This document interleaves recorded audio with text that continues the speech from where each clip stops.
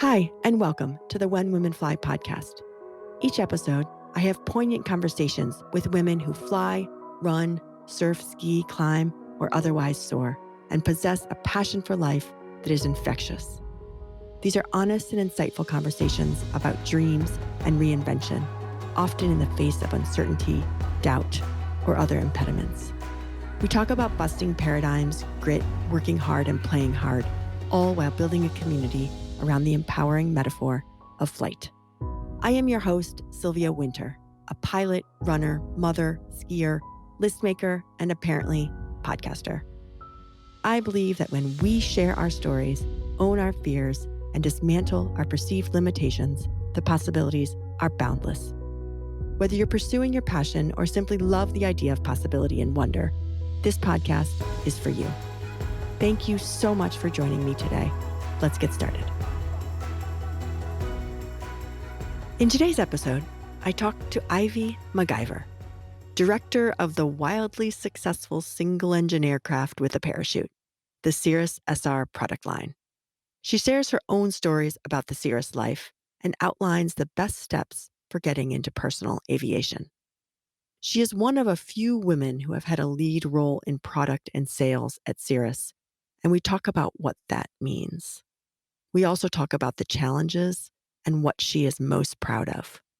She has an enviable role as a designer, strategist, and visionary with an engineering and computer science background and a degree from MIT that she uses to merge outrageous ideas with what is possible and what can sell.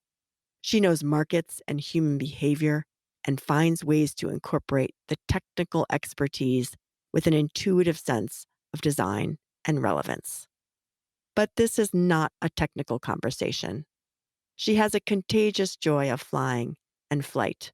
She spreads her passion wherever she goes beyond her executive role at Cirrus Aircraft. We talk a lot about collaboration and teamwork and pushing towards innovation.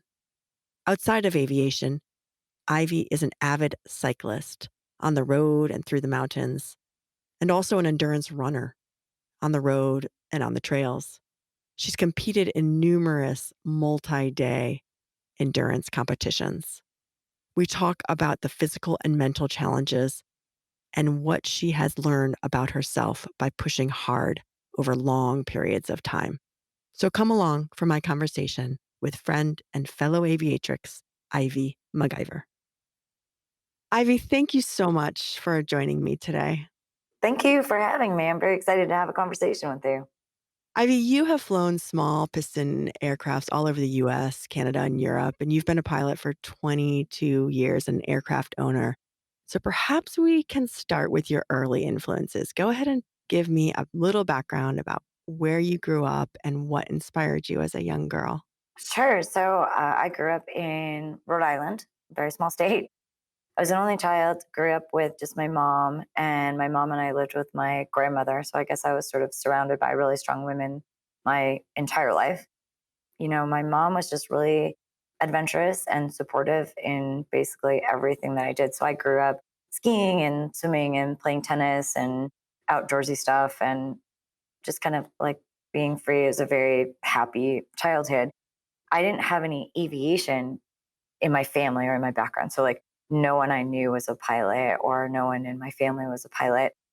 But when I was little, I saw Top Gun and I was like, oh my God, I want to be a fighter pilot. Like, this is 100% what I want to do with my life. And like, I don't know why, some people watch movies and they're like, oh, I want to do that when I grow up or have some sort of influence. But for some reason, I saw Top Gun and I was like, yeah, 100% fighter pilot. Yep, that's what I'm doing.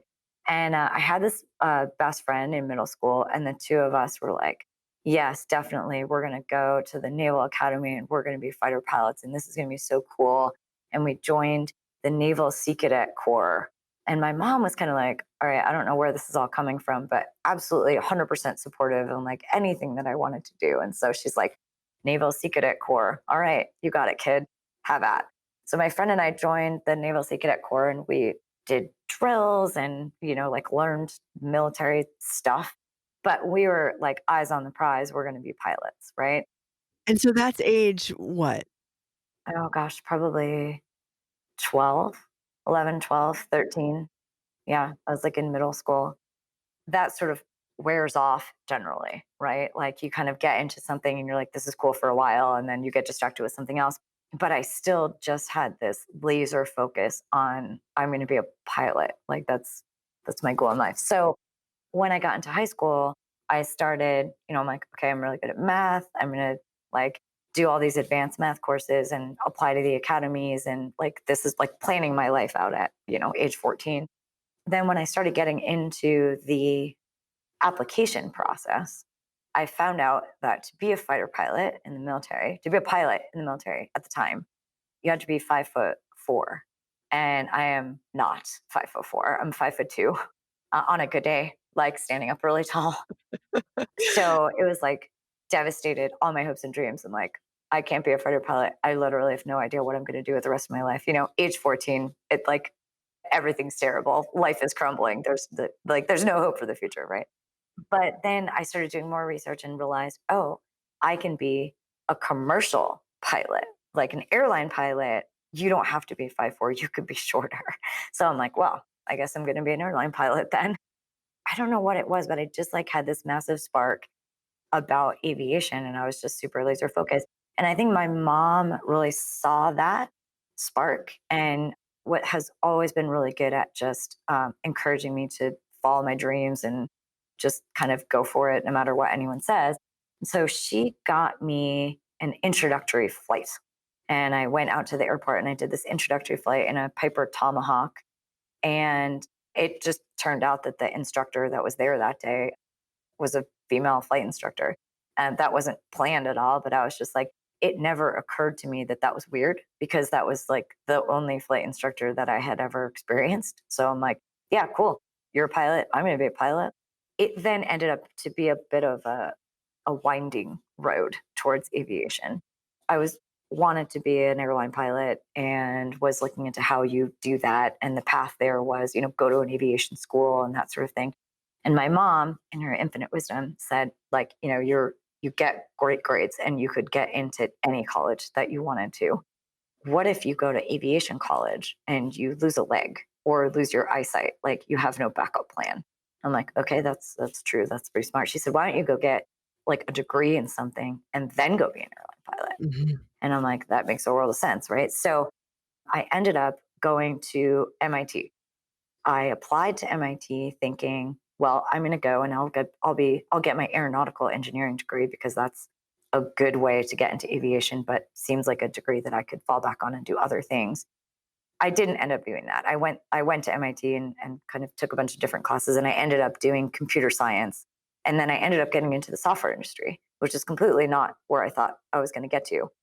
But part of the reason why the software industry was intriguing was because at the time, it was the late 90s, software companies were paying a lot of money for people to come and work for them.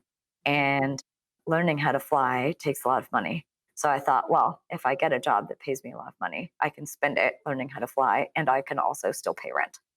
So that laser focus kind of kept coming back into the scope. And after I graduated, I got a job and I moved to Chicago. And that was in August of 1997. And in September of 1997, I drove out to the airport, found a flight instructor, and started training for my private pilot's license in earnest. So So that was after college, that was actually. after college. Yep. Wow. Yeah. So you have obviously a very contagious joy of aviation. And I know that you love spreading your passion for educating non pilots about general aviation.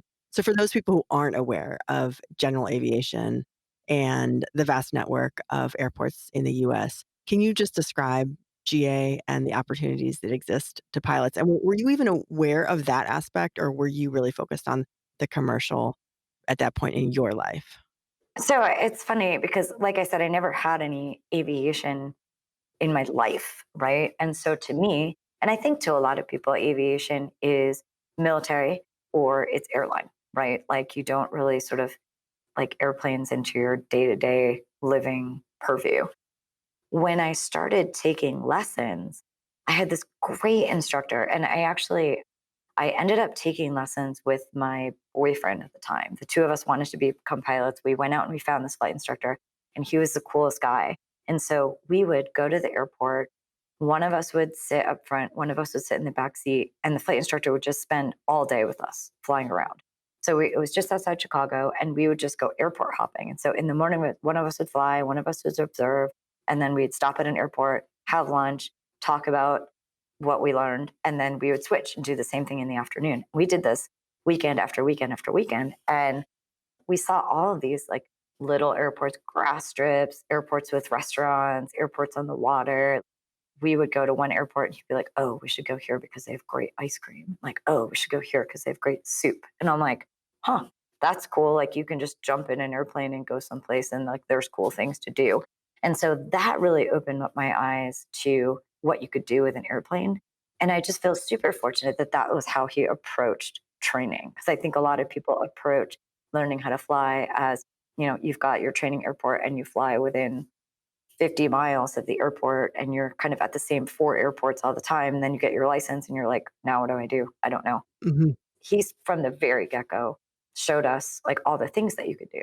And so right after we both got our licenses, we're like, let's go to this place and stay overnight and we'll bring our rollerblades so that we can rollerblades. It was the 90s. We can bring our rollerblades and we can rollerblade from the airport to the town. Or like, let's fly to Sandusky, Ohio, and we'll bring a tent and we can camp out on the ramp by the airplane. And then we'll go ride roller coasters the next day and then we'll fly home. Like, that's so cool, right? And so it's like that little bit of exploration, I think, showed me like what you can do with airplanes. And then I was just super fortunate to sort of cross paths with Cirrus Aircraft. That's where I am employed now. I've been with Cirrus Aircraft for 15 years. I crossed paths with Cirrus and I found this like really great opportunity that was super perfect for me, which was selling airplanes. But it's not just selling airplanes, it's sort of selling the whole GA concept. And so I think this is kind of what you were getting to. Like, well, what is general aviation? Like, it's this sort of lifestyle thing that it's not so much just about like flying from place to place and using it as transportation. It's like opening up all of these adventures and you're the captain of the ship, right? And you get to go, you get to bring that airplane wherever you want to go. And like when you think about airports and aviation, you think about the military and airlines, and you like look on delta.com and see where they fly. And there's like, maybe 50 airports that Delta mainline flies, and there's like a couple hundred airports where you can get airline service to, right? So like you fly in a big plane to Minneapolis, and then you fly in like a really small plane to Duluth, Minnesota, or Grand Forks, North Dakota, right? But in the U.S., there's 5,000 airports, and people are like, "Wait, there are not 5,000 airports in the country. Like that's like not a true statement." But if you look at an aviation chart, there are airports everywhere. Like every town of any size has an airport, from a small grass field to a small paved field. So a couple of weeks ago, I flew down to Florida to a place called Cedar Key. And Cedar Key is this like tiny, tiny, tiny little key that's on the Gulf side. Like people are driving golf carts around on the road because that's how you get around. Like, you don't need a car because it's so small. And there's this tiny little airport, and it's like, 2,300 feet of pavement, and there's nothing there. There's a porta potty, and there's a golf cart, and there's a bulletin board with a phone number that basically says, if you want to use this golf cart, call this phone number. And then you call the phone number, and they're like, yeah, the key's under the seat. After you use it, just leave some money under there with the key. And if there's already money that's already there from the last guy that used the golf cart, don't take it. Just leave it. And also leave your money. And you're like, okay, cool. So you fly into the strip and there's nothing there. And then you just hop in the golf cart, drive into town, get some conch fritters and some oysters, and then come back. So it all these like crazy little tiny airports are everywhere. And there's this like gateway to all of these different places that you never knew existed. So I mean, I guess if I'm telling people about general aviation, like people think about flying in a different way because they're not in control.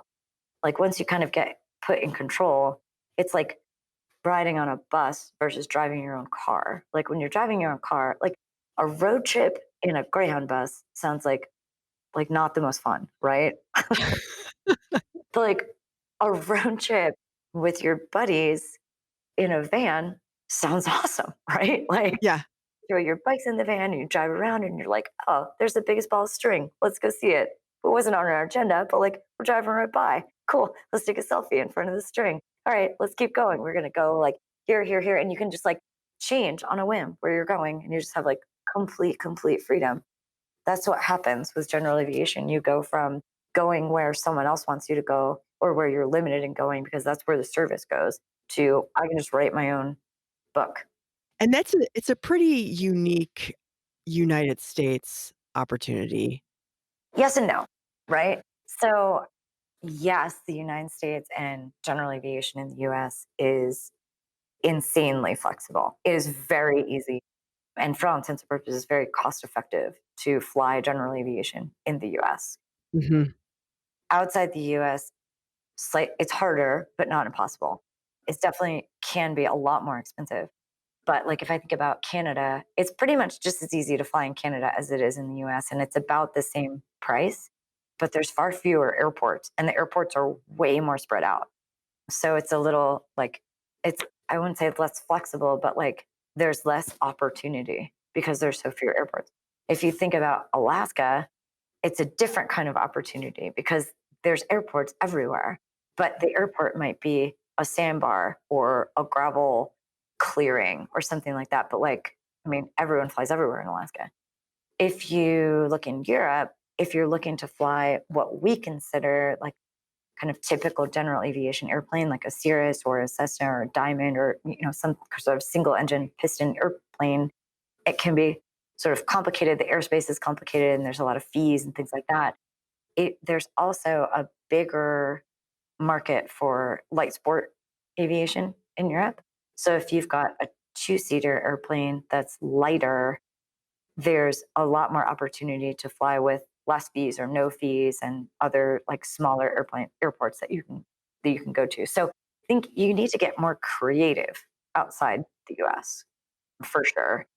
And I guess maybe you got to want it more. I've done a little bit of flying in Europe and I found it just takes more planning and more patience. And at the end of the day, probably more money, but not like it's not an insane amount of money. It's not like, oh, I'm not making millions of dollars a year, so I can't do it. Right. It's just like it's more, but it's not like unattainable. Yeah, you can't be as much on a whim as you could be in the US or Canada as well. Yeah, exactly.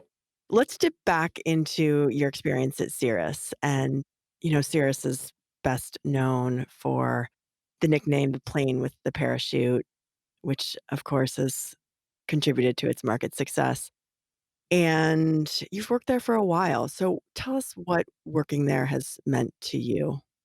So when I started at Cirrus, I came from a sales position at a software company and I was flying on the side for fun. And then someone said, hey, I think there's this opportunity at Cirrus and they're looking for people to sell airplanes. And it never crossed my mind that people bought airplanes for some reason. I don't know why this like never occurred to me. Like airplanes existed and I saw them, but the process of someone saying, okay, and now I'm going to go buy an airplane, like it never really kind of crossed my mind. But I started talking to Cirrus and I'm like, wow, they make really cool planes and people buy them and go and have adventures. And that's really cool. And I'm going to get to combine my like passion for sales because I always thought like once I got into a sales career, I always thought sales was really cool from the aspect of like you get to work with a lot of people and then you get to sort of solve their problems, right? So like we sold a couple different kinds of software, a couple different companies, but the coolest thing to me wasn't so much like, oh, I'm just like selling this thing that's going to like go into this company. It's a corporate thing. It's like, no, these people have a need. And the thing that I'm selling can help make their life better, like solve their problem, like make their business more efficient. Like that was the interesting thing about sales to me. And so with the Cirrus thing, it was like, okay, I have this passion for aviation and this like passion for this hobby. And now I get to not only sell a product that's going to make someone's life better and solve their problems and like help them be more efficient and all this stuff, like it's what I'm passionate about too. So I can like relate to the people that are buying the airplane because we have the shared passion. And also I get to sell them something that's going to help them. So, like, that's super cool, right? And then also, the territory was based out of Salt Lake City, Utah. And I was 30 years old. And I'm like, so you're going to pay me to fly around an awesome airplane, talk about airplanes, and live in a place that has world class skiing and insane mountain biking. And I'm just going to live in this skiing, mountain biking mecca and fly airplanes and sell people their dreams. Yes, sounds great. I'm into it. So I'm like, this can't be happening, but I better go take advantage before they realize what's going on, you know? So I moved to Utah and I sold out there for a while. And then I moved to Seattle and sold in the Northwest Territory, which is really cool. Got to fly up in Alaska and stuff like that. But then I had the opportunity to kind of come to the other side of the business. And now, like, I'm on the side of the business that actually helps develop the product and also position the product and figure out how to get the product in front of people who will eventually buy the product, but people who could be helped by the product. And again, kind of going back to the like, make your life more efficient, improve your life, like find some more adventures that you never knew were around. Mhm. I'm not sort of at the forefront of the sale as much anymore, but I'm now sort of at the, I guess, the root development of like, how can we make this plane better? And how can we make it appeal to more people? And how do we get it in front of more people? And it all sort of comes again full circle to this. I have this great opportunity at Cirrus to share this passion for general aviation and to educate people about general aviation through this really cool product. So yeah, if 15 years has flown by and I never in a million years thought I would be in one place for 15 years, in I guess 6 weeks will be my 15-year anniversary at Cirrus. Wow. And just to be clear, you haven't physically been in one place. Right. That's what I was just going to say. So, like, yes, I've been at Cirrus for 15 years, but I've had what I would probably consider four pretty distinct jobs at Cirrus. And Cirrus is a really great company to work for in that you never have the opportunity to get bored. There's so much going on all the time. And for anyone who has the appetite for it, there's a million opportunities. It's a very cool company in that they're very supportive of new and innovative ideas.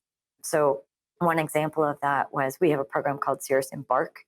It really has nothing to do with my day job, but I worked with a couple folks at Cirrus to bring this product to market, which was an opportunity to provide training to anyone who buys a Cirrus, whether they buy it from Cirrus or they buy it from a Cirrus partner or they buy it from their neighbor, or if Cirrus is involved in the sale or has no idea that the sale even happened. Cirrus provides transition training in your new airplane at no cost. Mhm. The idea behind it was there are a lot of people who are getting into, Cirrus has been producing airplanes for 22 years. And there are a lot of people who are buying Cirruses that aren't getting specific Cirrus training. And we feel like this Cirrus specific training is really important because there's things on the Cirrus, there's features in the Cirrus that aren't on any other airplanes. You mentioned one right when we started, right? It's the plane with the parachute. Well, if you don't train with the parachute in mind and thinking that knowing that the parachute exists and put that into the forefront of your brain while you're training, you might forget it's there and you might never use it. And you have this great device in the airplane that should be used when it's time. And we were seeing people not using it. So we created this program, and now there's over 1,000 people have gone through this program and gotten Cirrus type specific training, and we've seen an improvement in the safety record. We've seen an improvement in the engagement of the Cirrus community, so Cirrus owners with other Cirrus owners and at Cirrus events and things like that. So it's really sort of helped to build the community and help build safer pilots. And I think that's just one example of something that I'm really proud to be involved in and proud to have been part of bringing that to market. But like, that wasn't my job, right? That was just like sort of a side project. Right, but the philosophy of valuing the training aspect of flying and being a long-term pilot in GA to take the training seriously, especially for that specific aircraft. You are one of the few women who has had a lead role in product and sales at Cirrus. And what has that meant to you? And have there been any challenges in navigating the male-dominated industry? Oh gosh, that's a complicated question. So, what was I think very interesting in my Cirrus career was that the person who hired me was the director of sales on the West Coast. It was a woman who had been at Cirrus for quite a few years, but she was really the only woman in leadership at Cirrus at the time. And she was the one who hired me. So again, it was sort of this thing where it seemed really normal to me because I was just fortunate enough to like that was my first engagement with Cirrus. Mhm, So right away at Cirrus, it sort of felt like, well, I have tons of opportunities and there's no barriers here. Like certainly they value people over gender. So like it is what it is, right? And through the years, there's definitely been challenges. I'd say being a sales rep is actually very straightforward because if you're buying a new Cirrus, you have to buy it from the sales rep. Like we do direct sales, so it's not through a dealership. You don't have, if you're in Washington and you want to buy a new Cirrus, you buy it from the sales rep, the factory direct sales rep who covers Washington. mhm, So being in sales, no one had a choice; they had to deal with me, right? So I didn't really feel any of that sort of gender bias there. I think within any corporate environment, the higher up in leadership you get, the more challenging it can become, especially in a male dominated industry. I've definitely felt that. I don't think that's unique to Cirrus. I don't think it's unique to aviation. I think that's just the world. mhm, But I will say there are a ton of strong, badass women at Cirrus. I think we all kind of look to each other for inspiration. And there's definitely a little bit of, I guess I would say, a little bit of a I don't care what you think attitude. Like you kind of have to have a little bit of a, not like a chip on your shoulder, not at all, but just like a little bit of a, I'm not waiting for permission. mhm. I'm probably gonna, I've definitely pushed the limit a little. I've definitely got myself in trouble a couple times. Like, oh, maybe I shouldn't have said that. So maybe I should have held that back. But I think there's enough support to say, like, it's okay to be bold and it's better to ask for forgiveness than permission a little bit sometimes. There's also very supportive structure at Cirrus, regardless of gender. So, I mean, the flight instructors and the sales directors and the chief engineers and the flight test folks and the experimental folks. I mean, across the board, I've never felt not supported in what I'm doing. I'm not saying it's not hard. I'm just saying, like, if you have the appetite to go get it, people are very supportive of it. Mhm. You and I met 2 years ago when I was invited down to Tennessee for the annual event that you all have, and the reason was they wanted to showcase the diversity of the Cirrus family, and I'm sort of putting air quotes there, sort of unique aviation stories and just different paths in aviation, and I wondered if you, feel like things have changed in those 2 years, if the owners or the community, does it seem more diverse to you? And where do we go from there? So I'd say it's more diverse in a way. Mhm, I think aviation in general is skewed towards older men, I would say, as a demographic. But Cirrus, I think, sees a lot more younger people than other areas of aviation. So I'd say I see a lot more younger entrepreneurs that are coming into aviation.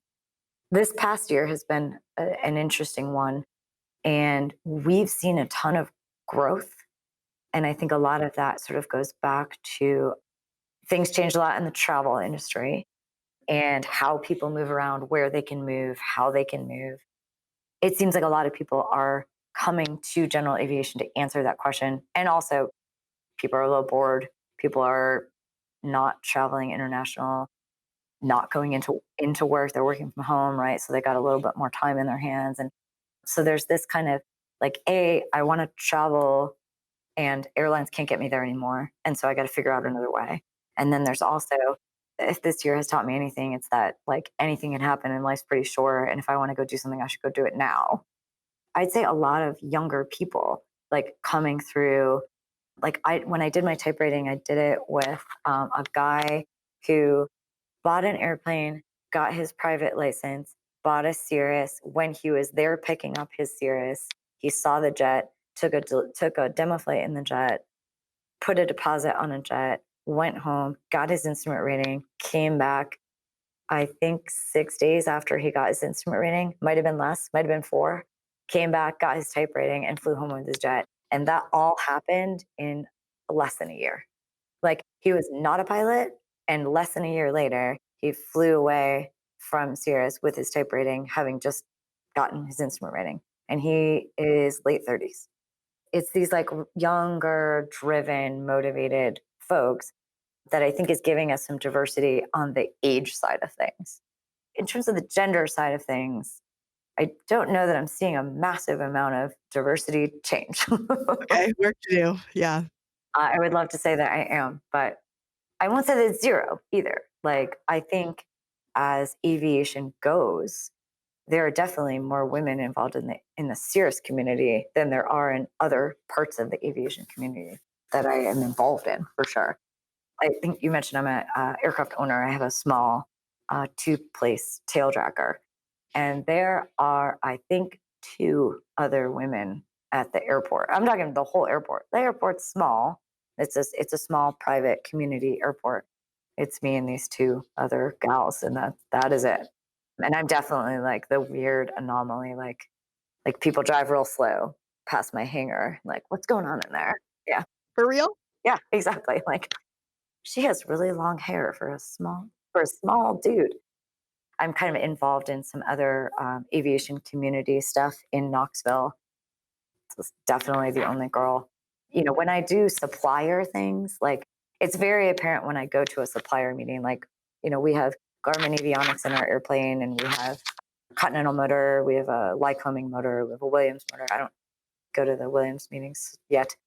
When I go to these meetings, I'm almost always the only woman in the room. But when I go to Cirrus stuff, I'm not. Small steps. But I think, one of the things that I really try to do is be very visible as a pilot. One of the aspects of my job is I oversee some of the strategic media relationships. And I'm also one of the formation qualified pilots at Cirrus, which means when we do photo missions and take like really cool air to air pictures of the planes, I'm one of the people that can fly the plane close to the photo ship and be in the subject plane. Because I oversee the SR product line, I do most of the photo shoots when it comes to taking pictures of the SR. I always make sure that I have like really bright lipstick on, and that like I kind of fluff my hair in front of my headset to make it like really obvious that it's a girl flying the plane. And if I can get, another gal to come with me, I'll have 2 gals up front. But if I can't, I often will fly the photo mission myself so that it's really clear there's one person in the plane and then it's a girl flying it. And not from a vanity perspective, but really just from hey, if anyone's paying attention, what you'll see is a girl flying a plane. And the more people see that, the more that will become something that people view as normal. And I never sort of feel unwelcome in the aviation industry, or people don't want me there, or like that I shouldn't be here or anything like that. It's just that there's so many people that are surprised, not in a bad way, just in a it's just unusual to see way. A lot of like questions or intrigue, or just often if I go someplace with someone else, a guy, they'll just assume he's the pilot, whether he gets out of the right seat, the left seat, the back seat, the baggage compartment, doesn't matter. They just assume that he's the pilot because that's just like what people are used to. I don't think it's a discrimination thing. It's a familiarity thing. So in my small way, I feel like making sure that a lot of the pictures of our product show a woman flying the plane just makes it just one more thing where people actually see women flying, and that sort of becomes part of the narrative, not in a we're pushing an agenda sort of way, just like a, well, obviously that's part of the narrative because like girls fly, boys fly, whatever, it doesn't matter. Hey, look, cool plane. Right. It normalizes, right, that the woman could be flying a plane. And I think also I personally firmly believe that placing yourself in those planes does make a difference, and it's one of the things that I love seeing in the Cirrus propaganda is you can always see Ivy flying. What are you most proud of with your work at Cirrus? So there's so many things. I think one of the things that I'm most proud of is that Embark program. It really has nothing to do with airplanes per se, but I think I'm proud of my involvement in it, and I'm proud of Cirrus for bringing it to market. It really is this program that, like, the only agenda behind that program was to make safer pilots. And I think it's very cool that the company got behind that and that there was people who were passionate about that initiative and who it was no one's job to make this program. It was just like sort of a pet passion project of a couple of us who recognized that we could make a difference.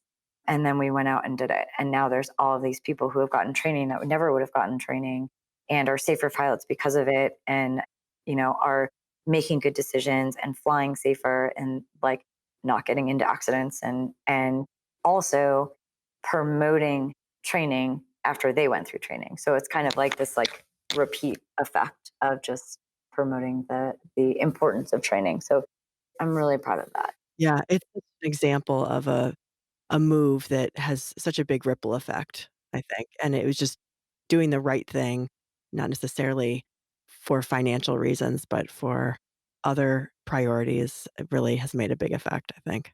Yeah. Some of the other things I'm really proud of is it's a very interesting structure at Sirius, and we're in a couple of different locations, right? So you've got the sales reps, and they're all over the place. You've got our essentially parts fabrication in Grand Forks, North Dakota.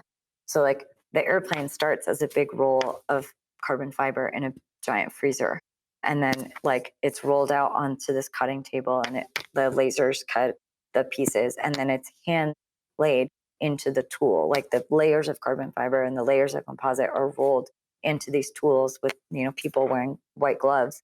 And then they get cured and then they get shipped over to Duluth, Minnesota. So then in the factory in Duluth, you've got like all the supplies coming in. You've got avionics and engines and interiors and wiring harnesses and batteries and the fuselage pieces and the windows and all this stuff. And it gets put together and flight tested and given its certificate of airworthiness. And then it's flown down to Knoxville, Tennessee. In Knoxville, Tennessee, that's where it's delivered to the customer and all of the flight training is done. So, like, there's a lot that happens with the plane and a lot of people involved to get the plane from a roll of composite and a roll of carbon fiber in Duluth or in Grand Forks all the way to the customer, like getting the keys and jumping in it for the first time and going for a flight down in Knoxville, Tennessee. And one of the cool things about my job is that I work with people from all over the place. So, like, I work with the sales team to make sure that they have the materials and the support that they need to go and sell the planes, and that their feedback is heard from a customer perspective and from a user perspective.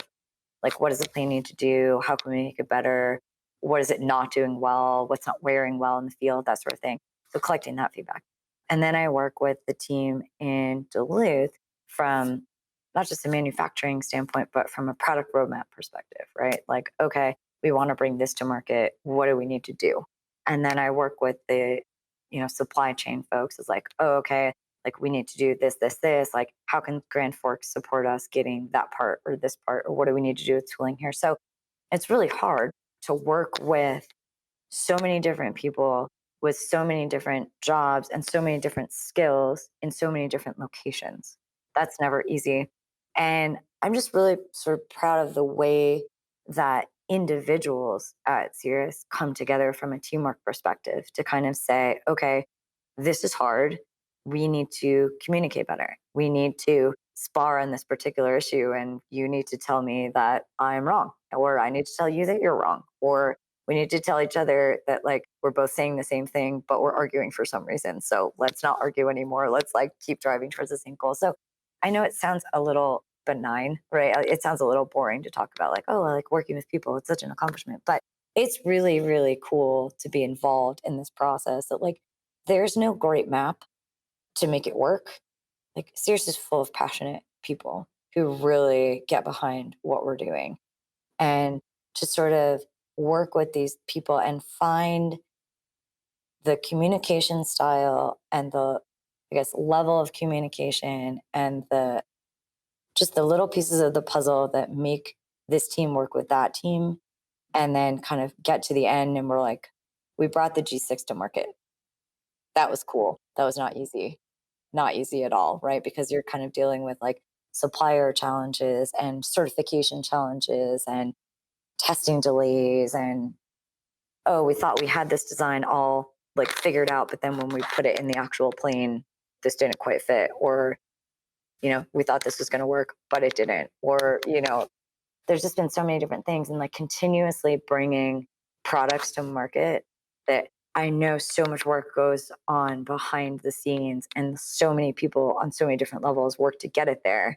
And then it's sort of my job to bring it to market and then make it sound easy, right? Like, of course, Cirrus is innovative. Of course, we bring you new products every year. This is just what we do. Like, I can tell you, it's a lot of work by a lot of people, and it is challenging every single day. But it's super fun to like be involved in how the sausage is made, and then sort of turn around and be like, "Here you go, market. Isn't it cool? Yeah, we make it look easy." Right. It sounds like the creativity and the collaboration really stand out for you and experience of working there. So you have found ways to pair your personal interests with your job. Some people like to use their personal lives as a counterpoint to work, and some like to merge the boundaries. How do you balance that boundary? So I think just when you're passionate about what you're doing, it doesn't feel like work. And I know that sounds super, super, super cliche, like beyond cliche. I almost sort of hate myself for saying that. But for the most part, like a lot of what I do doesn't feel like work. Like there are several people that I kibitz with that, will be up flying or will be out on a photo mission or like doing something cool. We're like, we are getting paid to do this. This is pretty cool. But I think part of it is I'm really good friends with the people that I work with, and we're friends at work and outside of work. So, like, we have this common thread of like, we work at Sears together, but then we go mountain biking together, or we travel together, or we cook dinner together, or we do super silly things together.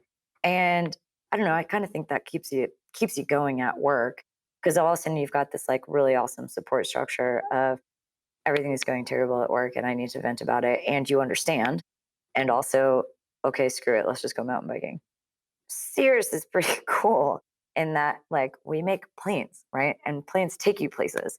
So it's actually very easy to combine work and personal when there's an airplane involved. And especially when there's an airplane involved in which you can put skis or a bike or all your running stuff or your camping stuff or like whatever it happens to be. So we make planes that fly all over the world. And if there happens to be a mission to Moab or Salt Lake or Bentonville, Arkansas, and we need to bring the plane out there on a Monday and come back on a Tuesday. Well, there's nothing that says we can't bring the bikes with us and bike on Tuesday morning before we come home. Right. The playground is pretty vast when you have an airplane. So tell us more about your involvement with endurance sports and what that has meant to you. So I grew up like skiing and playing tennis, right? Very New England childhood, but nothing really sport. I didn't really consider myself like a athlete or like into sports, right? Like I played lacrosse and I played tennis, like none of that seemed very athletic to me. It just seemed like stuff that people did, right? And then I played lacrosse in college. I After college, I didn't really do too much, but I guess it was in '99, I went to Nepal, and I went with two of my friends, and we went on this big hike. Like I got super fit because all you do is hike and eat lentils, right? So I got super fit and super skinny.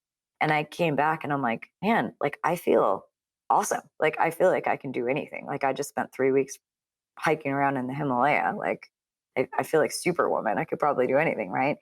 And so then I signed up for my first marathon because, I don't know, I was full of adrenaline and ambition, I suppose. I don't know.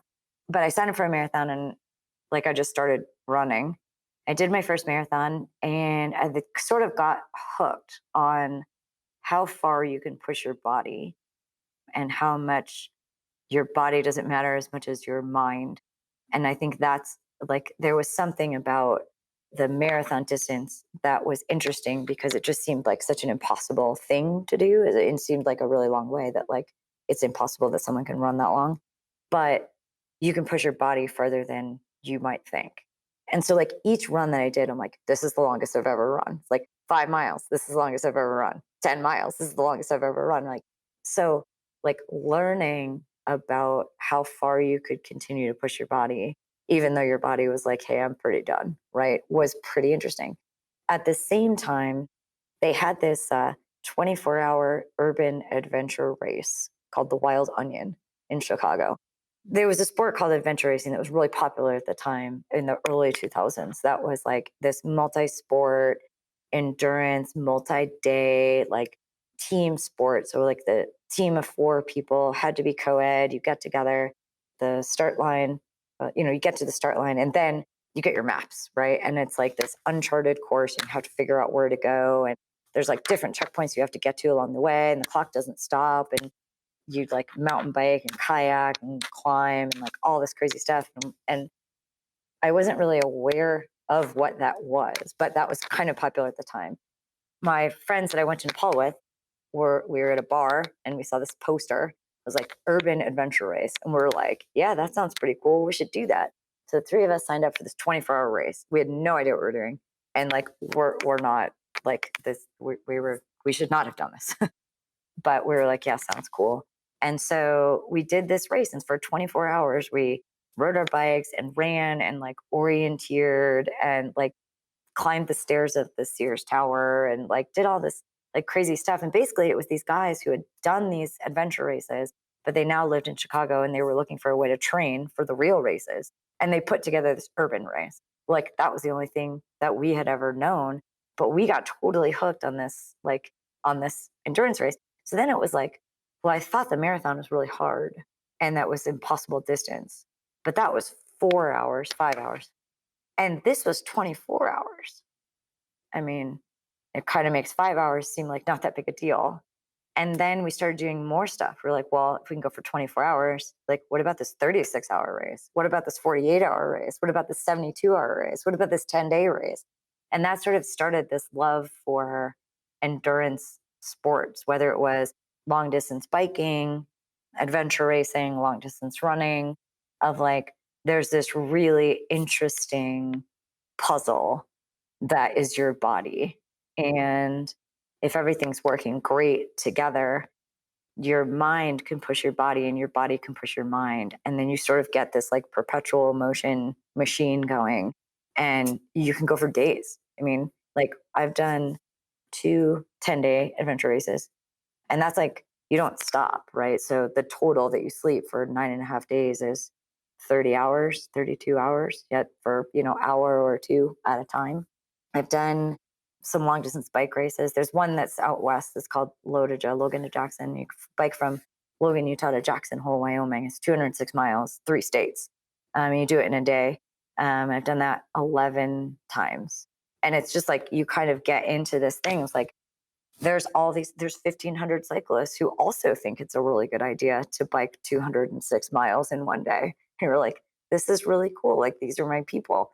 Just really interesting stories of pushing yourself and your mind and your body to just your mind can tell your body to keep going, even though it's refusing to go. You can also figure out that even if your body 100% quits, if you just like nurse it back to health just a little bit at a time, you can come back from so much. I mean, like we've come back. I personally have come back from, like completely, I mean, not to get too graphic, but, vomiting on the side of a trail to like, okay, I'm having one M&M at a time and I'm coming back to life and one sip of water, one M&M at a time, right foot, left foot. And then at some point you're back to running.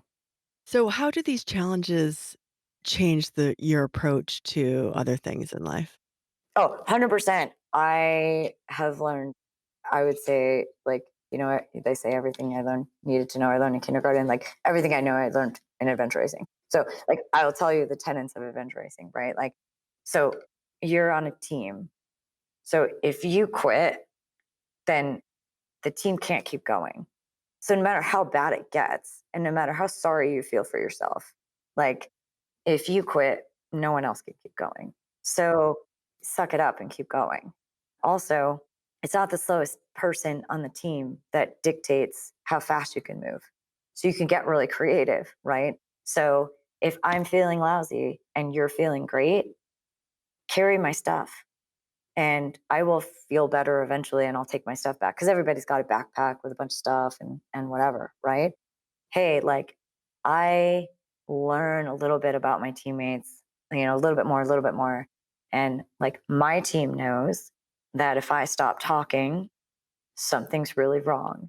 So they're like, hey, if she's quiet, we got to figure out what's going on because like bad things are happening if she's not talking. Right. So this is like, they know this about me. Right. So they're like, oh, either she needs to be fed or she's injured in some way or like she's dehydrated in some, like we got to get her like back to rolling. So listening to what people are saying, even if they're not saying anything, is very important for keeping your team moving and heading in the right direction of the goal, right?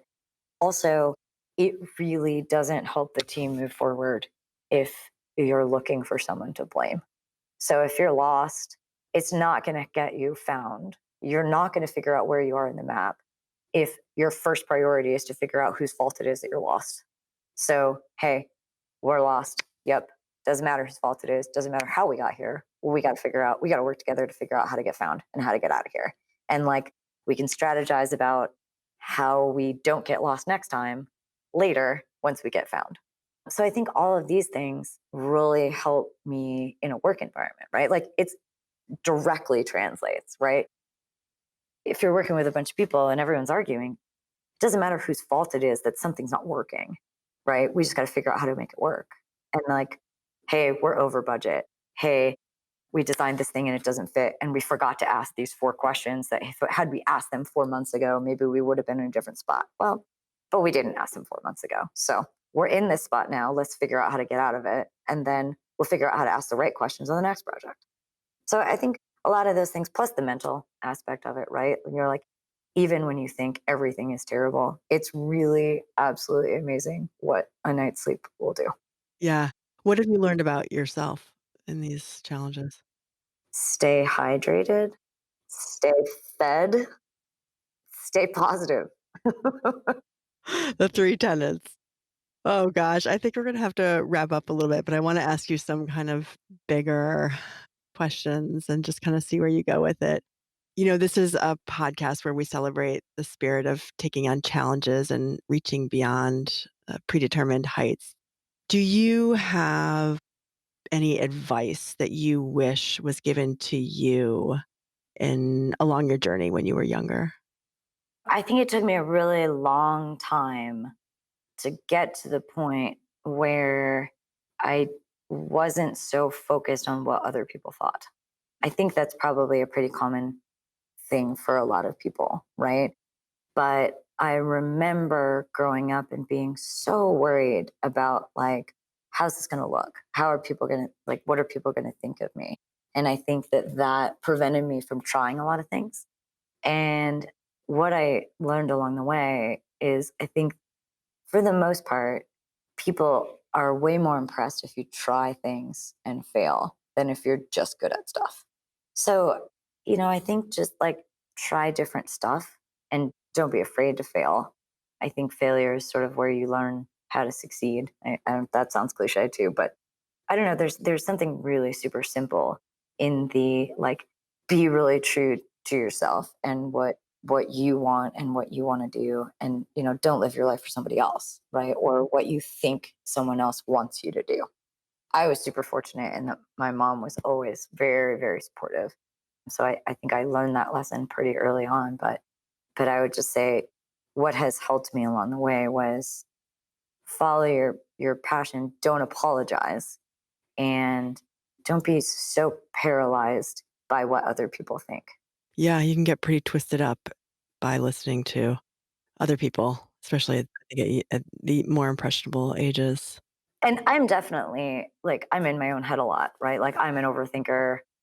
I probably am my worst critic, but I think you can learn to use that to your advantage and be a perfectionist, overthink it. Don't let it paralyze you, but let it fuel you to be great.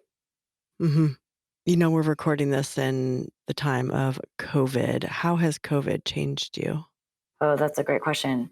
It was really interesting. At the very beginning, I got very panicky and I just thought 100% the world is going to end up looking like an episode of The Walking Dead. And like, I better like gather my ducklings and, like figure out how to build some sort of bomb shelter or something. I don't know. So I got really panicky. I flew down to Florida. I basically kidnapped my mom, brought her back to Tennessee, and we sort of lived in this bubble. And then I think my mom was really going stir crazy. We had a great time, actually, my husband and my mom and I living in our little bubble, right? But my mom was kind of like, you got to let me go. Like, I got to go back to Florida and live my life. And so I think, you can't live in a bubble, even though I tried. And it's really, really hard to sort of figure out your tolerance for risk and sort of combine that.